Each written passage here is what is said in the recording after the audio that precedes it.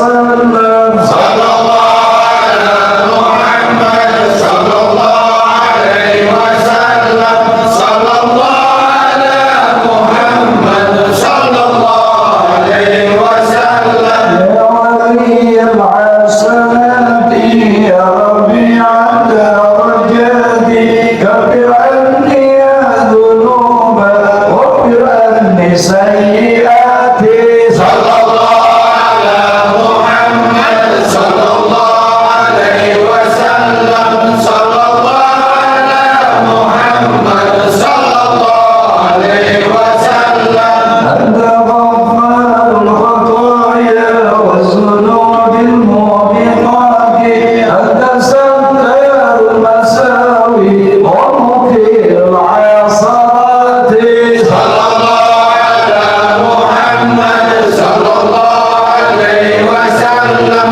صلى الله على محمد صلى الله عليه وسلم علم السر وأخفى مستجيب الدعوات رب فارحمنا جميعا بجميع الصالحات صلى الله على محمد صلى الله عليه وسلم صلى الله على محمد يا ربي صل وسلم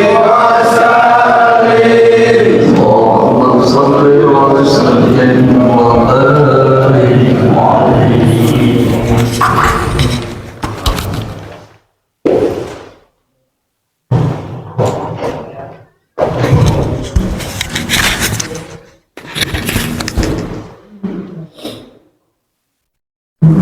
Assalamualaikum warahmatullahi wabarakatuh. Alhamdulillah, alhamdulillahilladzi ja'ala ta'liman hadha ta'liman nafi'an mubarakan fid din wad dunya wal akhirah. Asyhadu an la ilaha illallah wahdahu la syarika lah wa asyhadu anna Muhammadan abduhu wa rasuluh. Allahumma fassalli wa sallim wa barik ala sayyidina Muhammadin wa ala alihi wa sahbihi ajma'in, amma ba'du. يقول الله تعالى في كتابه الكريم وهو أصدق القائلين قالوا سبحانك لا علم لنا إلا ما علمتنا إنك أنت العليم الحكيم رب اشرح لي صدري ويسر لي أمري واحلل عقدة من لساني يفقهوا قولي. Bapak hadirin sekalian, jamaah Majelis Zikir Salawat Jumat Berkah di Mushola An-Nur yang mudah-mudahan dirahmati Allah Subhanahu wa Ta'ala. Ada dua peristiwa yang dialami oleh Rasulullah Sallallahu Alaihi Wasallam, yang mana di dua peristiwa tersebut Nabi melakukan qada salat. Qadarullah, bukan Nabi melakukan kesalahan, tapi setiap yang Rasulullah Sallallahu Alaihi Wasallam alami, semuanya itu adalah untuk kemaslahatan kita sebagai umatnya. Yang pertama, pada peristiwa perang Khaybar. Pada peristiwa perang Khaybar, perangnya cukup alot, sehingga dari mulai pagi, ya, dari mulai agak siang itu sampai tengah malam, sampai jam 2 pagi. Ketika jam 2 pagi barulah selesai peperangan. Nabi dan para kaum muslimin dalam keadaan fisik yang sangat amat lelah. Di saat itu Nabi melihat kaum muslimin udah pada tepar, udah pada nggak kuat lagi tenaganya. Kalau seandainya menunggu subuh, kayaknya nggak mungkin. Melihat keadaan fisik kaum muslimin, akhirnya Nabi bicara dengan Bilal. Ya Bilal, aku apa engkau yang berjaga? Berjaga apa ya Rasul? Berjaga subuh. Akhirnya Bilal mengatakan, saya aja ya Rasul, saya biasa enggak tidur 3 hari 3 malam, kata Bilal. Baik, kalau begitu engkau berjaga, aku tidur. Nanti kalau subuh bangunin, kata Rasulullah. Yang lainnya mau ditepar. Akhirnya Bilal sholat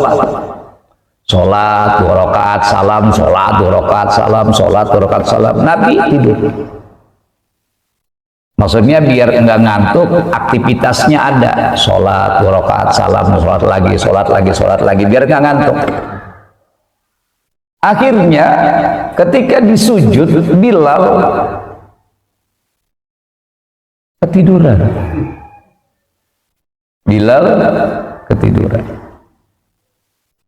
Ketika Bilal ketiduran, udah mulai agak terang, ya udah syuruk lah, naik matahari. Nabi terbangun. Pertama kali yang Nabi bangunin, Bilal duluan dibangunin. Bilal kan tadi janjinya dia bakalan apa? Melek. Dia bakalan melek. Akhirnya yang bangunin Bilal, kum istaiqiz, bangun. Bilal kaget banget. Ya Allah Rasul, maafin. Ya sudah, bangunkan yang lainnya. Udah terang, bangunkan yang lainnya. Yang lain dibangunkan. Ya karena nggak gampang nyari air wudhu, ya cari dulu air wudhunya. Sehingga agak siangan barulah Nabi dan para kaum muslimin sholat subuh. Itu namanya sholat subuh dikodok apa bukan? Dikodok bukan? Dikodok. Karena udah lewat masa. Itu sholat subuh yang dikodok dengan uzur. Apa artinya uzur? Ada halangan yang dibenarkan oleh syariat. Yang kedua, pada peristiwa perang Khandaq, yang dahsyat lagi itu perang Khandaq. Sehingga pada peristiwa perang Khandaq itu hampir 3 waktu, maghrib, isya, subuh, kagak kejabanan, nggak sempet, karena emang dahsyatnya perang Khandaq itu. Ya. Sehingga Nabi pun juga melakukan qada, ya, itu dibenarkan. Makanya kemarin waktu lagi perjalanan pulang kita atur religi itu nggak sempat secara sempurna saya sampaikan. Karena kenapa? Baterai mic-nya habis. Baterai mic-nya habis. Jadi sesuatu yang dibenarkan oleh syariat itu mesti dikodok. Dan kalau ada orang mengatakan sholatnya yang udah lewat, ya udah nggak ada kodoknya, dia lupa sejarah.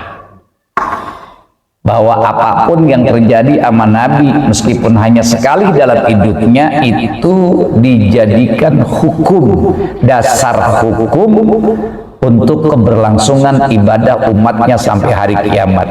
Meskipun Nabi tidak melakukan terus-menerus, tapi sekali aja Nabi melakukan, itu sudah bisa dijadikan dasar hukum hujjah untuk umatnya melakukan apabila terjadi kasus yang sama. Yang namanya mengkodok sholat, Bapak saudara sekalian, kalau yang uzurnya dibenarkan oleh syar'i, bayarnya kapan aja boleh. Bayarnya kapan aja boleh. Mau lebih cepat boleh, mau lambat juga boleh. Tapi kalau uzurnya enggak dibenarkan oleh syar'i, maka dia harus segera mengganti. Yang pernah saya sampaikan di bus itu, udah bangun jam 4, ketiduran lagi.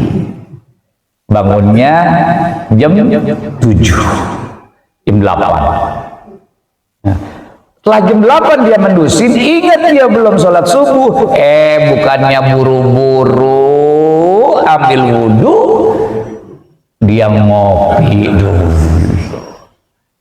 Dia ngopi dulu, dia makan gorengan dulu. Apalagi dia pengen punya niat, ntar aja dah amal lohor digabung. Kata Rasulullah sallallahu alaihi wasallam, engkau tinggalkan satu sholat fardu yang tidak dengan uzur syar'i dan engkau menunda qodoknya, maka sepanjang penundaan kamu itu terhitung waktu-waktu maksiat kepada Allah Subhanahu wa ta'ala. Makanya ketika orang bertanya, Ustaz, mana bagusan sholat tahajud 12 rakaat amang kodok sholat? Pertanyaannya salah. Pertanyaannya bukan mana bagusan, yang benar mana? Yang benar itu kalau kita bangun malam, ya bangun malam jam 2, jam 3, yang benar Pak, itu kodok sholat dulu.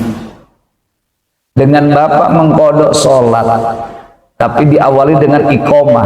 Syaratnya mengkodok itu dengan iqomah. Allahu Akbar, asyhadu an la ilaha illallah, asyhadu anna Muhammadur Rasulullah, ila shalah ila falah, qad qamatis shalah, qad qamatis shalah, Allahu Akbar, la ilaha illallah.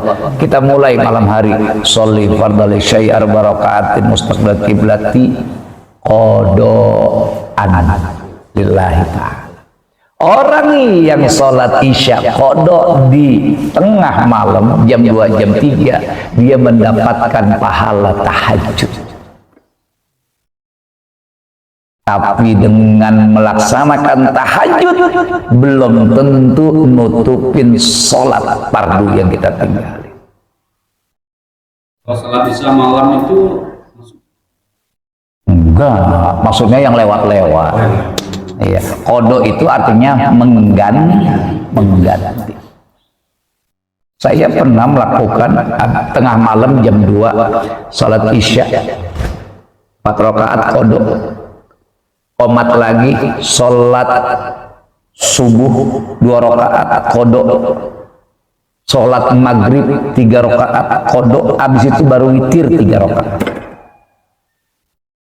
Karena kata Rasulullah SAW, kata ulama, satu waktu sholat yang engkau tinggalkan itu tidak dapat ditebus oleh 70 kali sholat sunnah. 70 kali sholat sunnah yang diterima oleh Allah Subhanahu wa ta'ala baru bisa nembus satu waktu yang kita tinggalin. Jadi satu waktu yang kita tinggalin baru bisa ditebus oleh 70 sholat sunnah yang diterima oleh Allah. Jadi jangan bilang, nah itu bentar aja Allah, serserah aja. Ini ilmu, bukan pakai rasa.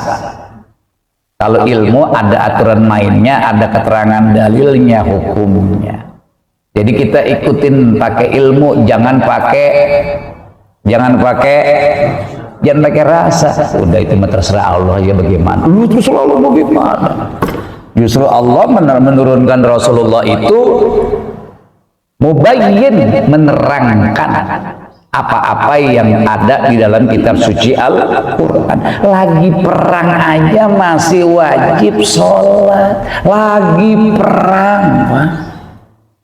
Kita kagak lagi perang. Keteledoran mulu, keteledoran. Kagak ganti lagi. Maka yang paling bagus dan yang benar adalah kapan ada waktu kosong. Enggak mesti kodok zuhur pada waktu zuhur, kodok asar pada waktu asar, kodok subuh pada waktu subuh. Enggak mesti. Kapan kita punya waktu kosong, lagi badan seger, niatin aja untuk kodok ini, kodok itu, kodok ini dan kodok itu. Karena saya masih merasa dulu banyak sholat yang saya tinggalin. Dulu si ABG,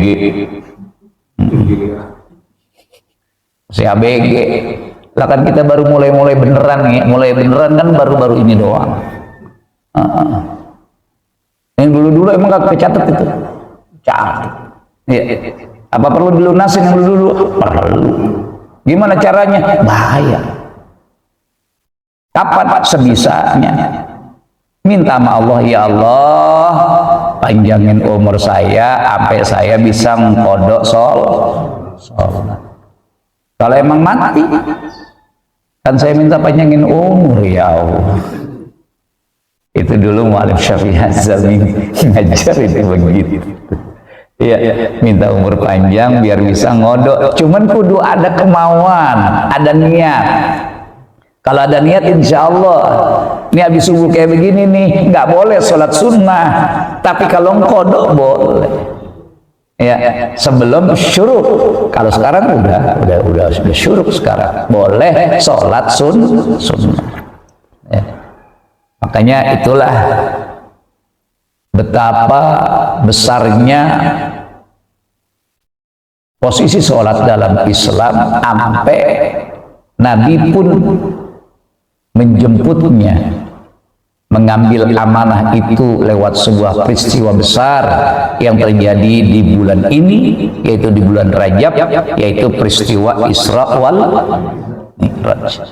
Tidak diturunkan oleh wahyu, tapi Nabi langsung dihantarkan oleh Jibril menuju Allah Subhanahu wa Ta'ala untuk menerima amanah untuknya dan juga untuk umatnya, yaitu sholat 5 waktu. Allahu a'lam. Alhamdulillah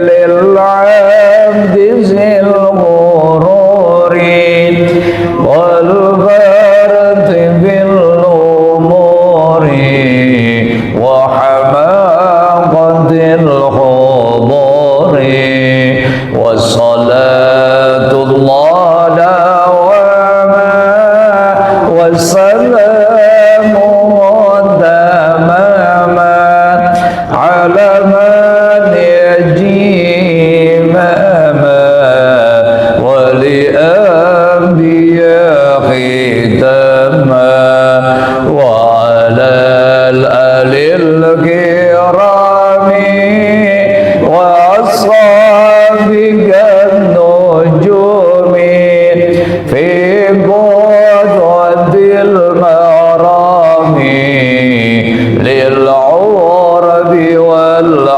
ajami ya rabbana adarafna bi annana qatarafna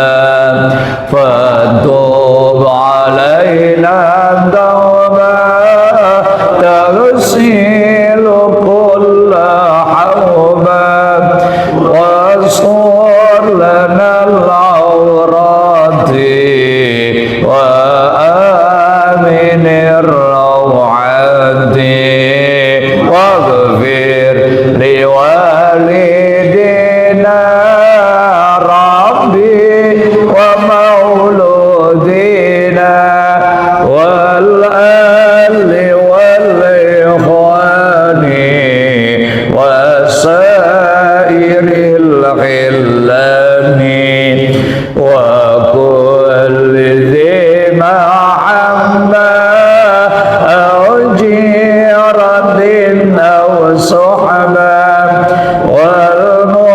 والمسلمين أجمع آمين ربي يسمع فضلا وجودا منا لا باكتساب منا بالمصطفى الرسول نعظى بكل صون بالمصطفى الرسول نعظى بكل صون بالمصطفى الرسول نعظى بكل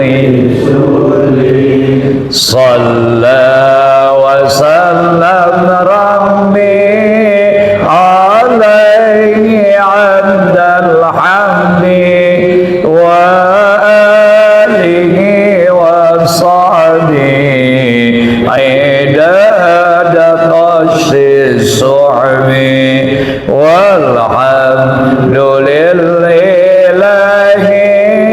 في البدء والثناء والحمد لله في البدء والثناء سبحانك اللهم وبحمدك أشهد أن لا إله إلا أنت أستغفرك وأتوب إليك السلام عليكم ورحمة الله وبركاته